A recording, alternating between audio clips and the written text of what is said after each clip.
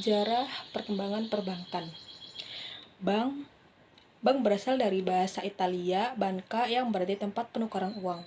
Bank merupakan lembaga intermediasi keuangan yang memiliki tugas untuk menghimpun dan menyalurkan dana dari masyarakat guna meningkatkan taraf hidup rakyat.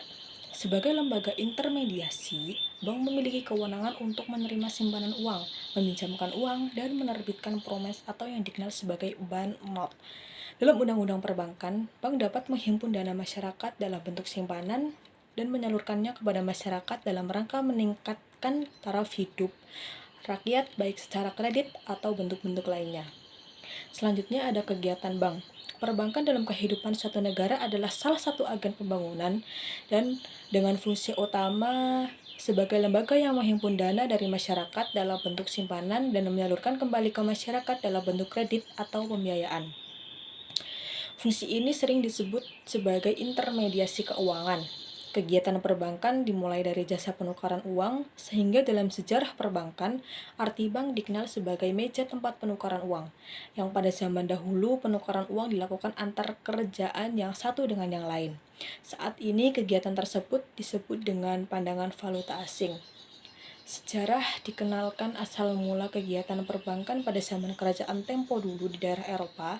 Kemudian usaha perbankan ini dikembangkan oleh para pedagang di daerah Asia Barat. Di Asia, di Afrika, dan juga di Amerika perbankan dikembangkan oleh bangsa Eropa yang saat itu sedang melakukan penjajahan ke negara jajahannya baik di Asia, Afrika maupun benua Amerika. Selanjutnya ada di zaman kuno. Yang pertama, sekitar 200 sebelum Masehi, bangsa Sumeria sudah mengenal sistem pinjam-meminjam. Mereka menyimpan hasil panen di lumbung dan meminjamkannya dengan sistem bunga. Yang kedua, Mesir dan Babilonia memiliki catatan bahwasanya para pedagang dan kuil menyimpan harta dan meminjamkannya. Yang ketiga, hukum Hammurabi sudah mencantumkan aturan tentang pinjam-meminjam uang, termasuk bunga dan jaminan. Selanjutnya ada di Yunani dan Romawi kuno. Mencakup banyak fungsi dasar, simpanan, pinjaman, penukaran uang, dan pencatatan. Sistem ini menjadi fondasi awal bagi perbankan Eropa setelahnya. Yang pertama, menyimpan uang masyarakat atau yang disebut dengan deposito. Yang kedua, memberikan pinjaman dengan bunga. Yang ketiga, melakukan penukaran uang. Yang keempat, mencatat transaksi layaknya pembukuan sederhana. Yang kelima, memberi kredit kepada pedagang dan masyarakat. Selanjutnya, di abad pertengahan, perbankan sempat mengalami kemunduran di Eropa akibat pengaruh gereja yang menganggap riba atau bunga sebagai dosa. Namun, kegiatan perbankan tetap hidup di kalangan pedagang Yahudi dan bangsa Arab atau Islam yang menggunakan sistem bagi hasil dan prinsip syariah lainnya. Di Italia abad ke-13 dan 14 muncul keluarga bankir seperti Medici di Florence yang sangat berpengaruh dalam sejarah perbankan modern. Selanjutnya abad ke-17 dan 18. Bank of England didirikan tahun 1694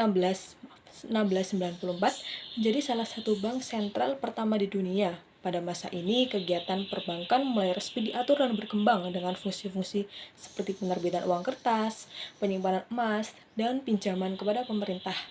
Bank mulai menerbitkan uang kertas atau bond notes yang sebelumnya menggunakan emas dan perak. Selanjutnya ada abad ke-19. Perkembangan industri menciptakan kebutuhan besar akan modal dan kredit. Banyak bank komersial bermunculan di Eropa dan Amerika untuk mendukung ekspansi ekonomi. Terbentuk sistem regulasi perbankan dan lembaga pengawas. Bank menjadi bagian penting dari mesin ekonomi industri dan globalisasi awal. Ini juga masa di mana kepercayaan masyarakat terhadap sistem perkembangan mulai dibangun secara sistematis. Selanjutnya ya abad ke-20. Perbankan abad ke-20 adalah masa modernisasi, penguatan regulasi, dan transformasi teknologi. Sistem perbankan menjadi lebih stabil, profesional, dan mulai bergerak ke arah digitalisasi. Bank mulai melakukan ekspansi internasional, merger, dan diversifikasi produk.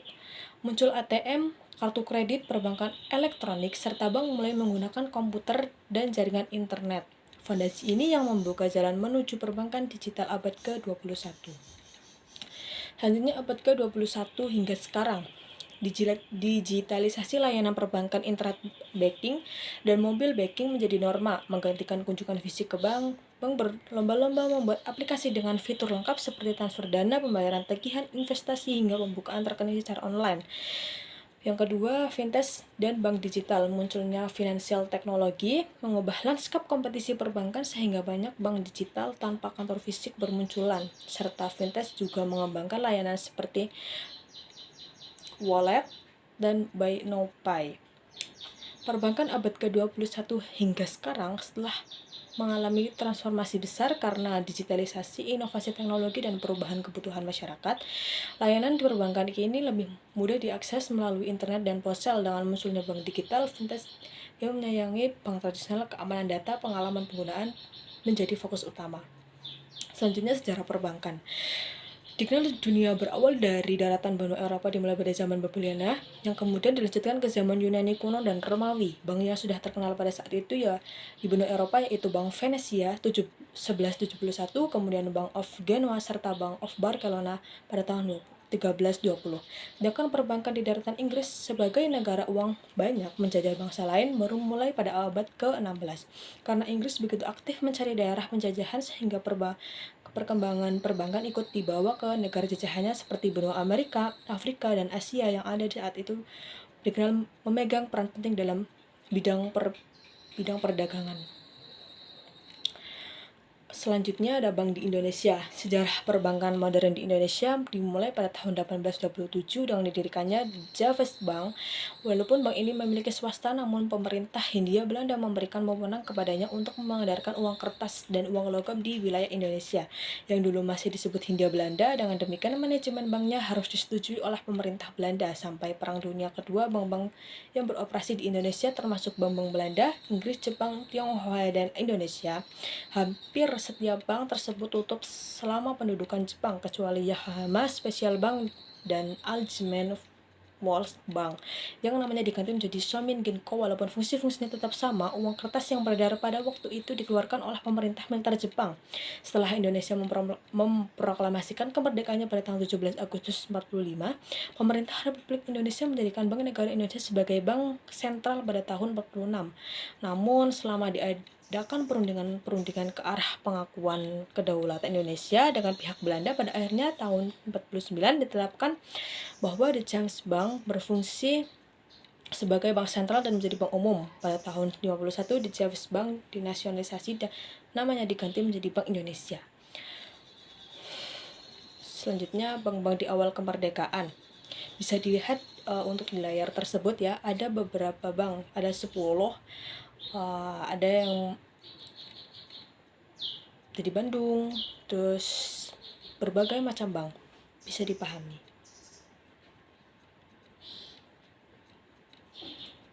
Selanjutnya, sejarah bank pemerintah.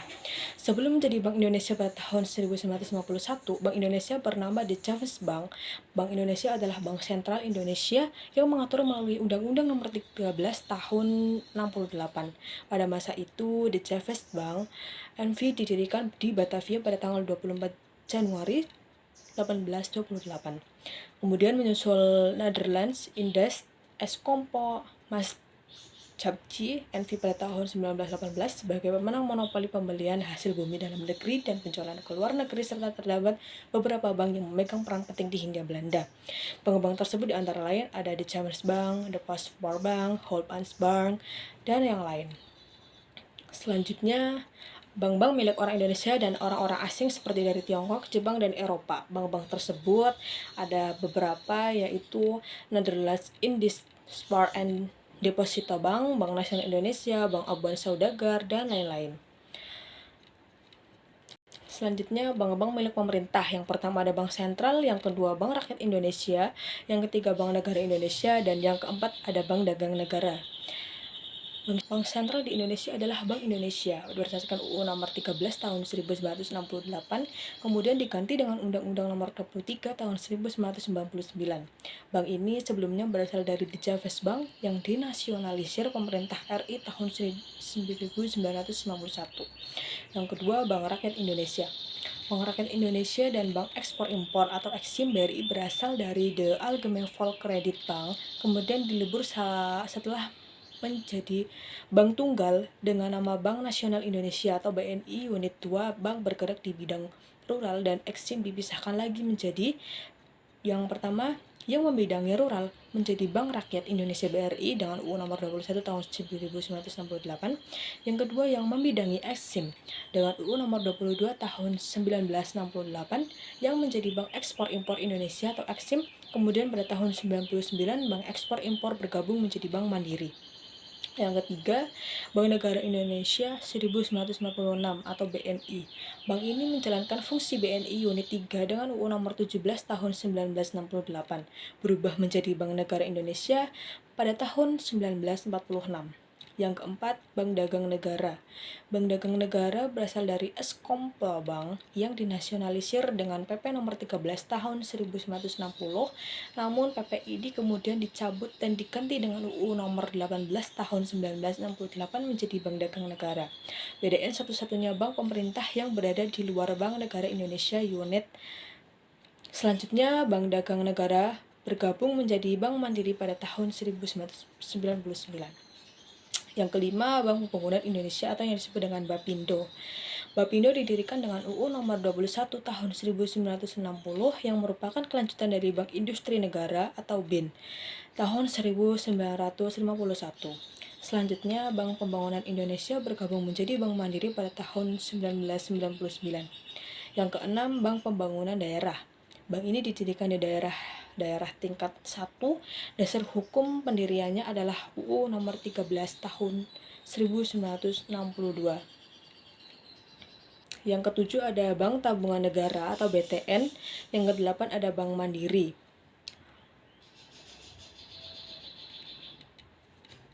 Bank Tabungan Negara atau BTN itu berasal dari deposit bank yang kemudian menjadi Bank Tabungan Pos tahun 1950. Selanjutnya menjadi Bank Negara Indonesia Unit 5, terakhir menjadi Bank Tabungan dengan UU nomor 20 tahun 1968. Yang ke-8 ada Bank Mandiri. Bank ini merupakan hasil merger antara Bank Budidaya BDBD, Bank Dagang Negara BDN, Bank Pembangunan Indonesia atau Bapindo, dan Bank Ekspor Impor atau Bank Eksim. Hasil merger keempat bank ini dilaksanakan pada tahun 1999. Selanjutnya ada kesimpulan. Bank adalah sebuah lembaga intermediasi keuangan, umumnya didirikan dengan kewenangan untuk menerima simpanan uang, meminjamkan uang, dan banyak lagi produk lain yang diterbitkan. Fungsi bank sangat krusial bagi perekonomian suatu negara. Di Indonesia, bank sangat berperan penting dalam sendi-sendi perekonomian baik secara nasional maupun dalam perekonomian masyarakat. Oleh karena itu, keberadaan aset bank dalam segala bentuk kepercayaan masyarakat sangat penting dijaga guna meningkatkan efisiensi penggunaan bank dan efisiensi intermediasi serta untuk mencegah terjadinya bank runs and panics agar terjaganya stabilitas perbankan yang ada. Terima kasih.